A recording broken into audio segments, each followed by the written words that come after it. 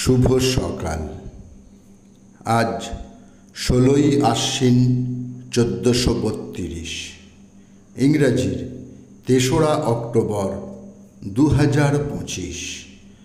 আজ দেবীপক্ষের একাদশী তিথি। ভারত স্বাধীনতার 78 বছর পূর্তিতে আমার দেবী প্রণাম। সৌদামিনী পাহাড়ি। মেদিনীপুরের মেয়ে সৌদামিনী পাহাড়ি আইন অমান্য আন্দোলনের একজন সক্রিয় সদস্য। 11ই ডিসেম্বর 1932 বাগবাজারে সভা করতে যাওয়ার সময় পুলিশ লাঠি চালায় তাঁদের ওপর। সৌদামিনীকে রাস্তা দিয়ে টেনে হিঁচড়ে থানায় যাওয়ার সময় পুলিশের সামনেই চিৎকার করে ওঠে সৌদামিনী, প্রতিটি জিনিস কেনবার সময় দেশবাসী চিন্তা করে দেখবেন সেটি ভারতের তৈরি কিনা।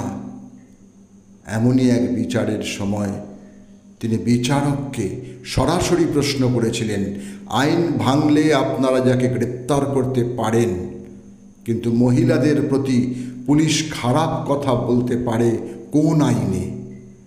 জনতার ওপর লাঠি চালানো হয় কোন আইনে? তার প্রশ্নের কোনো উত্তর ছিল না বিচারকের কাছে। তাই সেদিন তার প্রশ্নের উত্তর তিনি পাননি। অবশ্য বিচারক যা দিতে পারেন তাই দিয়েছিলেন। 6 মাসের জন্য জেল দিয়েছিলেন বিচারক।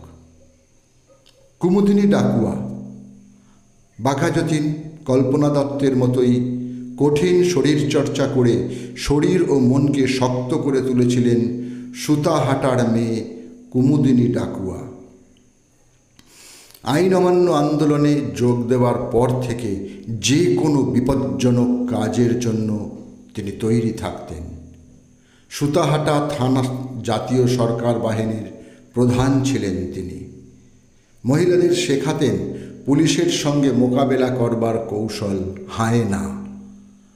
29শে সেপ্টেম্বর 1942 সুতাহাটা থানা দখল করতে গেলে পুলিশের নজরে পড়েন তিনি।